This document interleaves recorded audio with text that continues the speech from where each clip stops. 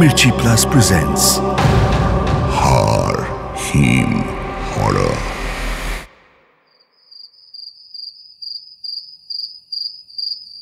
এত ঘুটঘুটে অন্ধকারে রিজু বুঝতেই পারে না যে সে কোথায়।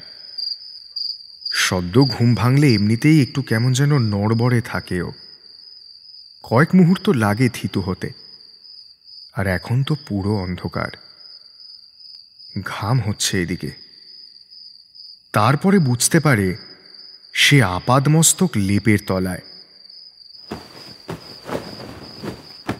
হাঁচড় পাঁচড় করে লেপের তলা থেকে ঝটকা মেরে উঠতে গিয়ে আবার কাঁধে টান লাগল।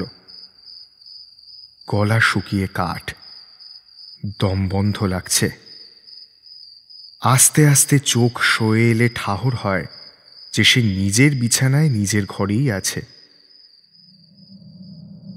আজ থেকে কলকাতার উপকণ্ঠে আরো দুজনের সঙ্গে ফ্ল্যাট শেয়ার করে থাকতে শুরু করেছে।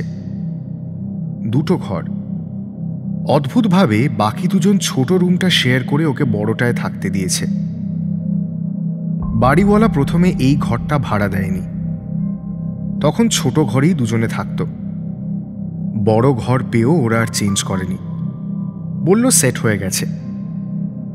অবশ্য পুরনো বাড়ির 3 তলা বলে ছোট ঘরও খুব ছোট নয়, উঁচু সিলিং।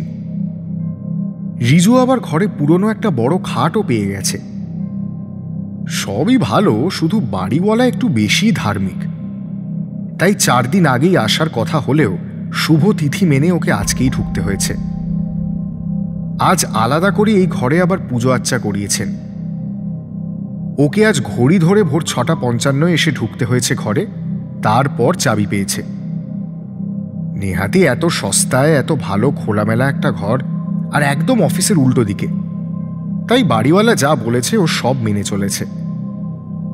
ঘরের কোণে আবার পুজোর ফুলটুল রাখা, শুকিয়ে গেলেও ফেলতে বারণ করেছেন। পুরোহিত মশাই এসে নাকি ফেলবেন 7 দিন পর। যত সব। রিজুর এদিকে পোলেন অ্যালার্জি। রাতে শোয়ার আগে চুপচাপ মুখে রুমাল বেঁধে ফুলগুলো একটা কাগজে মুড়িয়ে ডাইনিংয়ের জানলায় রেখে এসেছে।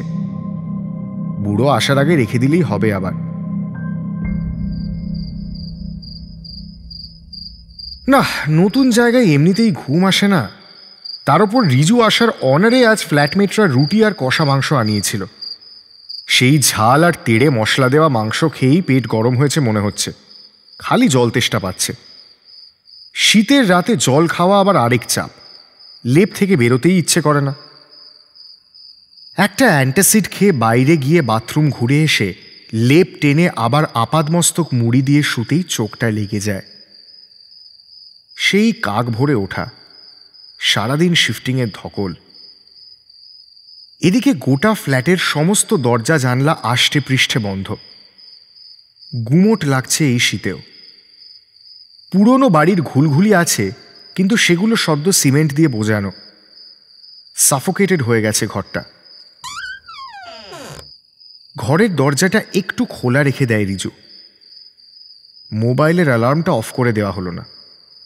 যাকগে, বড় জোর 8 ঘন্টা হলো ঘুমিয়েছে, তার মধ্যেই কিসের একটা আওয়াজে আবার ঘুমটা ভেঙে গেল। একটানা জল পড়ে যাচ্ছে কোথাও। নির্ঘাত কেউ ভালো করে বাথরুমের কল বন্ধ করেনি। থুর বাবা, প্রথম রাতেই এত ঝামেলা। বাথরুমটা এই ঠান্ডায় পুরো ভিজে থাকবে। না, এবার ঘরের বাথরুমটা সারানোর জন্য তাড়া দিতে হবে। এই ঘরে অ্যাটাচড বাথরুম থাকলেও সেটা তালা দেওয়া। পুরনো ইন্ডিয়ান সিস্টেমের বদলে নাকি কমোড বসাতে দেরি হচ্ছে, তাই আরও কিছু কাজ বাকি। রিজুই আসার জন্য তাড়া দিয়েছে অবশ্য। হোটেলে আর কতদিন থাকা যায়। জলটা পড়েই চলেছে। ফোন করে বলবে ওদের কাউকে দেখতে। লেপের তলায় মাথার কাছে হাতড়ে মোবাইলটা নেয় রিজু। রাত কটা এখন? যা বাবা, মোবাইলটা বন্ধ হয়ে গেল কি করে? চার্জ শেষ নাকি? অবশ্য থাকলেও লাভ হতো না। রিজুর মনে পড়ল এই ঘর থেকে মোবাইল সিগন্যালটাও পাওয়া যায় না। এটাই আসলে মেন রিজন ওদের এই ঘরে না থাকার, যদিও এটা আগে বলেনি। তবে টানা জল পড়ার আওয়াজটা বন্ধ হয়েছে। যাক বাবা, শান্তি। লেপটা কানে চাপা দিয়ে পাশ ফেরে রিজু।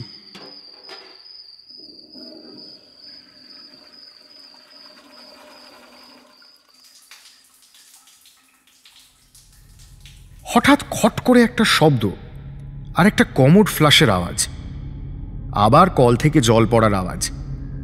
মনে মনে মুচকি হাসি রিজু। ঝালঝাল মাটন কষা কাউকেই রেয়াত করেনি মনে হচ্ছে। শীতের রাতে বদ্ধ এই পুরনো বাড়িতে সামান্য শব্দও কি ভীষণ বেশি আওয়াজ মনে হচ্ছে।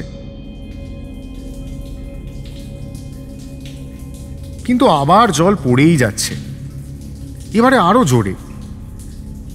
না, এবারে কিছু বলতেই হবে।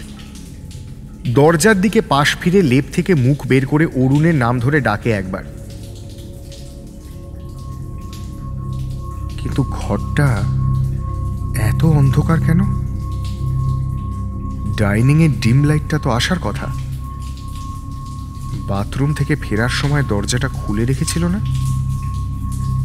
বন্ধ হয়ে গেল কি করে? কিচ্ছু দেখা যাচ্ছে না। ওদিকে বাথরুমে আওয়াজটা যেন বেড়েই যাচ্ছে। লেপ সরিয়ে উঠে বসতে গিয়ে, উফ, এ কি? খাটটা এভাবে উপরে উঠে এলো কিভাবে? ঘরের ছাদে মাথা ঠুকে গেল। এত জোরে লাগলো যে দুঃস্বপ্ন হতে পারে না। আর আওয়াজটা তো মনে হচ্ছে এই ঘরের লাগোয়া বাথরুম থেকেই আসছে। এবারে আওয়াজ আরো বেড়েছে।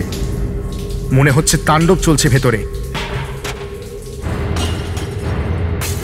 মগ বালতিকে আছড়ে ফেলছে, আয়নার কাঁচ ঝনঝন করে ভেঙে পড়ল।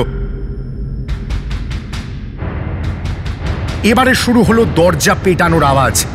কাউকে দেখা যাচ্ছে না, কিন্তু স্পষ্ট এই ঘরেই কেউ বাথরুমের দরজায় পাগলের মতো ধাক্কা দিচ্ছে। চোখ বন্ধ করে লেপ মুড়ি দিয়ে কাঁপতে থাকে রিজু। বুকে ব্যথা করছে, বুক ধড়ফড় করছে, নিঃশ্বাস নিতে কষ্ট হচ্ছে, কাঁপুনি থেমে ঘাম হচ্ছে। এবার দরজা পেটানোর আওয়াজ কি বাইরে থেকে মনে হচ্ছে? ওর নাম ধরে ডাকছে অরুণ আর রাজু? না, যা থাকে কপালে। রিজু ভাবে খাট থেকে লাফ দিয়ে হাত পা ভাঙুক, কিন্তু আর 1 মিনিটও এভাবে থাকলেও মরে যাবে। লেপ শুদ্ধ গড়িয়ে খাট থেকে লাফাতে যায় সে। সেই মুহূর্তে ওকে চমকে দিয়ে ভোর 4:30 অ্যালার্মটা বেজে উঠল।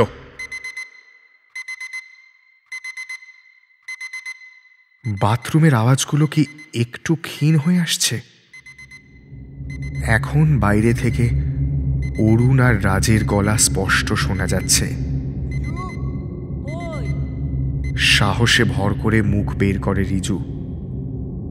মাগো, খাটটা সাঁই সাঁই করে নিচে নামছে। মুখটা ঘোরাতেই বাথরুমের দরজায় লাল একজোড়া চোখ সম্মোহিতের মতো তাকিয়ে থাকতে থাকতেই খাটটা মাটি ছুঁয়েছে বুঝতে পারে সে। দড়াম করে দরজা খুলে ভেতরে ঢুকে আসে অরুণ আর রাজ। রিজুর চোখের সামনেটা অন্ধকার হয়ে যায়।